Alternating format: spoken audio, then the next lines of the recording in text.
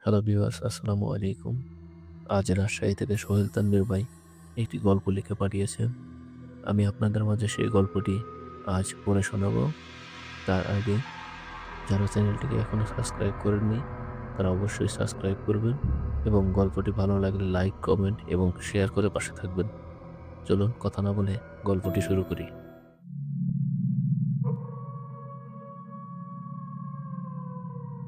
বর্ষার অন্ধকার রাত, ঝিঁঝি পোকা ধীর করে ডাকছে, চারদিকে অন্ধকার। সেই সময় গ্রামের লোকজন অনেকেই মাছ ধরতে যায়। বর্ষার সেই মৌসুমে আমি দেখলাম অনেকেই লাইট নিয়ে মাছ ধরছে। তো আমার মনেও একটু মাছ ধরার আগ্রহ প্রকাশ হলো।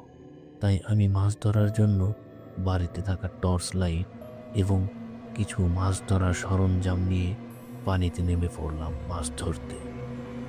মাছ ধরার এক পর্যায়ে আমি দেখতে পেলাম সকলেই অনেক দূরে মাছ ধরছে। আমি তাদের থেকে বেশ কিছুটা দূরে চলে এসেছি। আমি এদিক ওদিক চিন্তা না করে মাছ ধরতে থাকলাম। মাছ ধরতে ধরতে অনেকগুলো মাছ ধরে ফেলেছি। সেই সময় আমি খেয়াল করলাম আমার থেকে কিছুটা দূরে একটি বড় আকারের বিশাল মাছ অল্প পানিতে নাড়াচাড়া করছে। আমি কৌতূহলবশত সেই মাছটিকে ধরার আগ্রহ প্রকাশ করলাম এবং ধীরে ধীরে সেই মাছটির দিকে এগিয়ে যেতে লাগলাম। কিন্তু আমি খেয়াল করলাম আমি যতই তার দিকে এগিয়ে যাচ্ছি সেই মাছটি আমার থেকে দূরে সরে যাচ্ছে। আমি এদিক ওদিক চিন্তা না করে আমি মাছটাকে ধরতে তার দিকে এগিয়ে যেতে থাকলাম। কিছুক্ষণ পর মাছটি ধীরে ধীরে গভীর পানির দিকে যেতে লাগলো। আমি কোনো কিছু না ভেবে তার পেছন পেছন যেতে শুরু করলাম। আমি দেখলাম হঠাৎ করে মাছটি উধাও হয়ে গেল এবং আমি সাথে সাথে ভয় পেয়ে গেলাম। কিছুক্ষণ পর দেখলাম মাছটি আমার পেছনে চলে এসেছে। আমি মাছটিকে ধরার জন্য আবার তার দিকে এগিয়ে গেলাম। আমার হাতে ছিল শক্ত একটি জাল। আমি জাল ছুঁড়ে ফেললাম। জাল ছুঁড়ে ফেলতেই আমি বুঝলাম মাছটি আমার জালে আটকা পড়েছে। আমি জাল ধরে টানতে থাকলাম। টেনে তাকে অল্প পানির দিকে নিয়ে যেতে লাগলাম। কিছু দূর নিয়ে যেতেই আমি দেখলাম আমার জাল আর নাড়াচাড়া করছে না। আমি জাল টেনে যখনই পানির উপরে উঠালাম, দেখলাম আমার জালে কিছু নেই। তখন আমার মনে গভীর ভয়ের সঞ্চার হলো এবং আমি ভাবলাম এটা কি ছিল। পর মুহূর্তে আমি দেখতে পেলাম সেই মাছটি আবার আরেকটু দূরেই ভেসে উঠেছে। আমি ভাবলাম হয়তো জাল থেকে কোনোভাবে বেরিয়ে গেছে। আমি তাই তাকে ধরার জন্য আবার এগিয়ে গেলাম। এগিয়ে যেতেই মাছটিকে দেখলাম লাল চোখ করে আমার দিকে তাকিয়ে আছে। আমি ভয় পেলাম এবং ভয় পেয়ে কি করব কিছুই বুঝতে পারছিলাম না।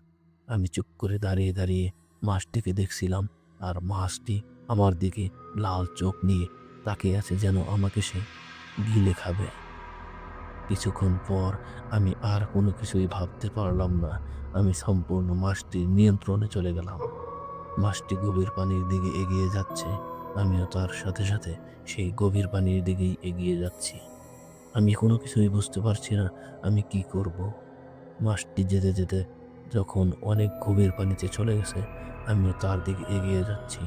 হঠাৎই আমি একটি শব্দ শুনতে পেলাম। পিছন থেকে কে যেন আমাকে ডাকছে। আমি পিছন ফিরে দেখলাম অনেকেই মাছ ধরতে ধরতে আমার দিকে এগিয়ে আসছে। কিন্তু আমি পর মুহূর্তে যেটা দেখলাম সেটার জন্য মোটেও প্রস্তুত ছিলাম না। আমি সামনে তাকিয়ে দেখলাম সেই মাছটি আর নেই। সবাই আমাকে ডেকে বলল, "তুই এত গভীর পানিতে কি করছিস?"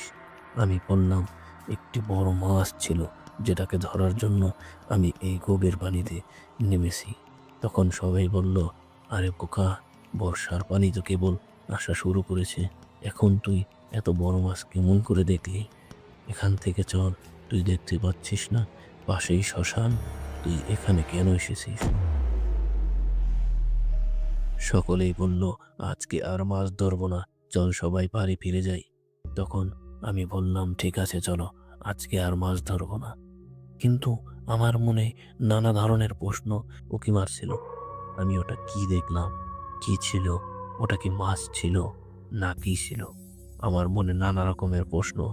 এই প্রশ্ন নিয়েই আমি তাদের সাথে, সাথে বাড়ির দিকে এগিয়ে যেতে লাগলাম। এগিয়ে যেতে, যেতেই আমি হঠাৎ করেই পিছন ফিরে তাকালাম। দেখলাম সেই লাল চোখ নিয়ে মাছটি আমার দিকে তাকিয়ে আছে। আমি খুব ভয় পেলাম, কিন্তু কাউকে কিছুই বলতে পারলাম না। ভয় পেয়ে এগিয়ে যেতে লাগলাম। কিছু দূর গিয়ে আবার যখন আমি পিছন ফিরে তাকিয়েছি, তখন দেখলাম মাছটি অদ্ভুত একটি রূপ ধারণ করে শ্মশান ঘাটের দিকে এগিয়ে যাচ্ছে। তখন আমি বুঝতে পারলাম সেটি কোনো মাছ ছিল না, সেটি ছিল আমাকে মারার জন্য একটি আত্মা। তারপর থেকে আমি আর সেইখানে কোনোদিন মাছ ধরতে যাই না। ধন্যবাদ সোহেল তানভীর ভাইকে আমাদের সাথে এত সুন্দর একটি গল্প শেয়ার করার জন্য। পরবর্তী ভিডিওতে আমরা অন্য আরেকটি ভূতের গল্প নিয়ে আপনাদের সামনে হাজির হব। ধন্যবাদ।